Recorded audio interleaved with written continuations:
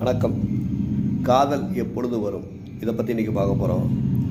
ஒரு ஜாதகத்தில் லக்னத்திற்கு 3ஆம் இடத்தில்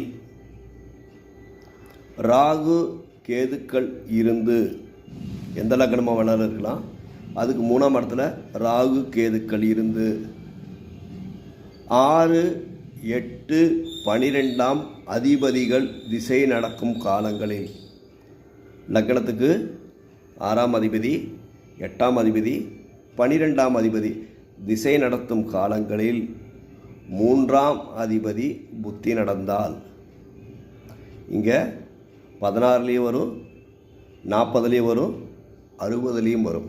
அப்போ காதல் எப்போ வரும் அப்படின்னாக்கா 6, 8, 12ஆம் அதிபதிகள் திசைகளில் 3ஆம் அதிபதி புத்தி வரும் காலங்களில் நிச்சயம் ஒரு காதல் எண்ணங்கள்